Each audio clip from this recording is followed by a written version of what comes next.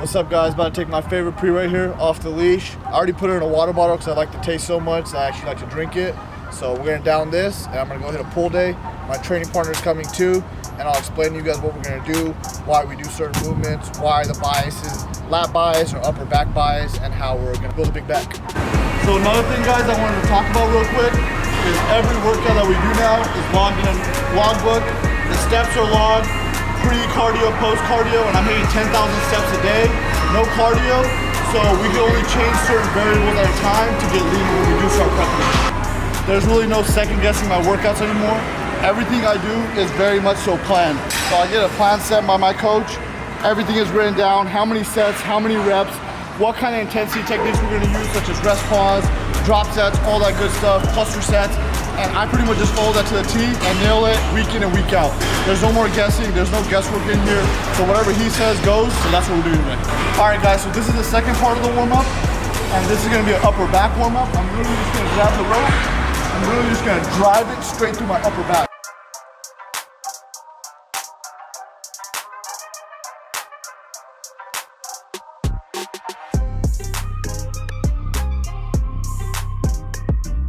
So guys, the first movement's actually supposed to be a T-bar row, but that's taken right now. So we're gonna start off with dumbbell shrugs. I don't want to start with anything else because I want to start with something that's not gonna be too taxing for me, because at the end of the day, there is a reason that these workouts are set in the way they are. T-bars are supposed to be first, but dumbbell shrugs shouldn't affect that too much.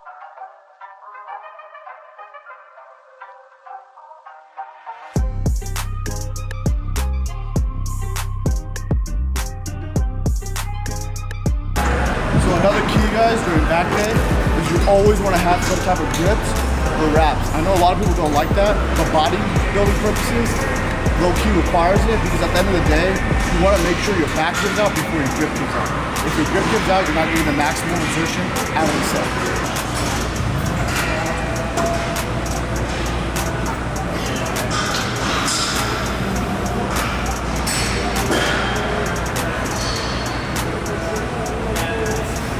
Another thing is, guys, what you'll notice is we're going to be referencing the notebook a lot, because we go back to our last session to make sure we're progressing and beating the numbers.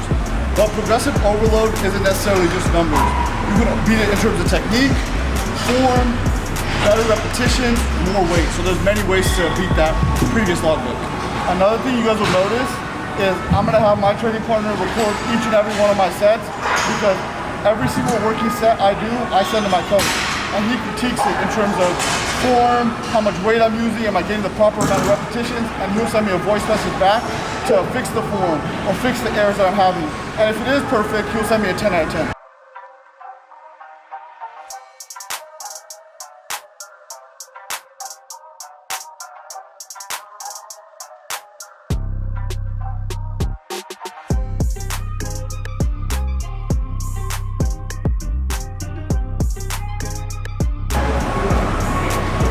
So what you guys will realize is I only hit 5 reps set. That's because as the weight gets heavier in terms of warming up, I don't want to use maximal effort because I need that for my working set. So these are just fewer sets working into that set.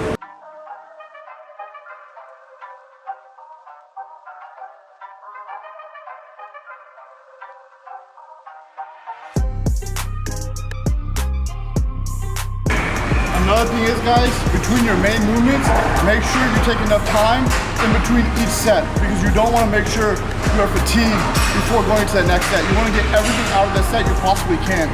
When you go to accessory work, you can move a little bit faster. But for your compound movements, make sure you take your time.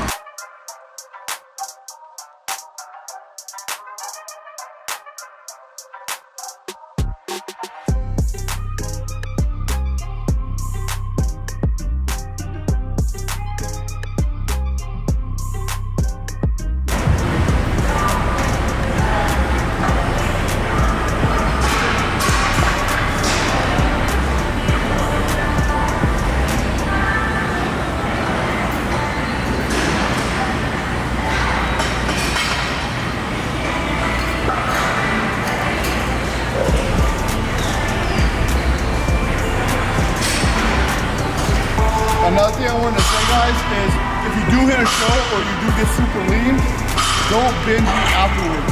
I made the mistake 2 times, and this time around, I actually was diet after the show. Yes, you have cravings after, but they will go away. And your physique will look 100 times better after the show. So make sure you actually reverse diet and do a proper reverse diet afterwards. That doesn't mean you can't enjoy meals, just don't splurge it. So pretty much you can have meals off plan, but just match the macros to what you're supposed to have.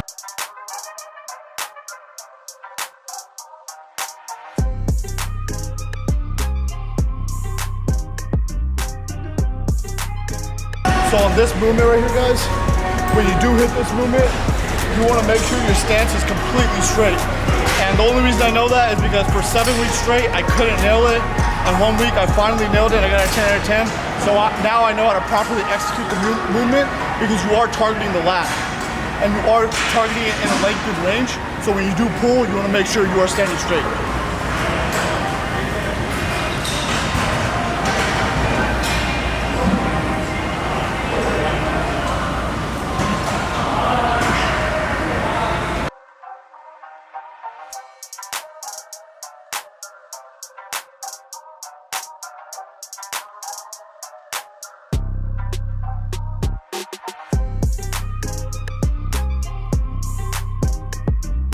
Now the fun shit begins, the shit everybody likes. Biceps, and maybe a little bit of triceps, even though we're not supposed to.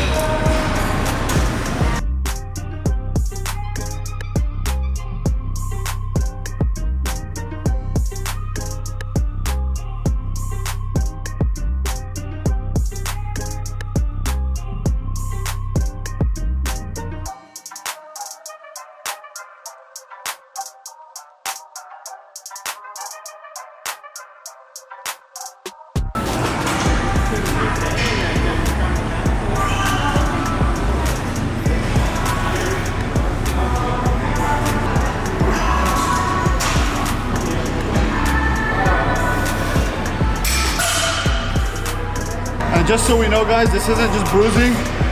I got massage work done earlier, cupping, Graston, a lot of different therapies.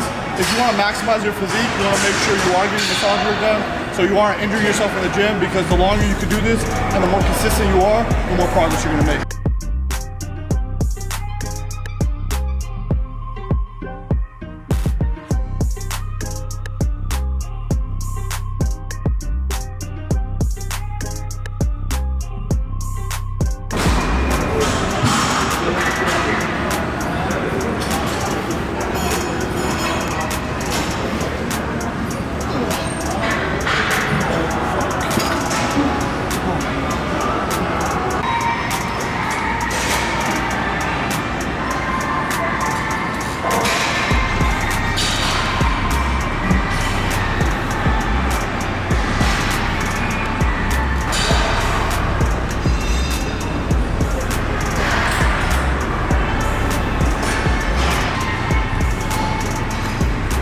As you guys see, I don't fully extend. A lot of people, when they pull all the way back here. I only pull to 90 degrees because your rear delt ends and eventually you start hitting your upper back. And the goal here, for me at least, is to target the rear delt. So right here, guys, we're just doing a 6x4 cluster set. So I hit 6 reps, rest for 10 seconds, 6 reps, 6 reps, 6 reps. So pretty much what this does is, you pick a weight, you get hit for 10 to 12, and you get 24 reps out of it. So you're getting way more out of a set than you would be.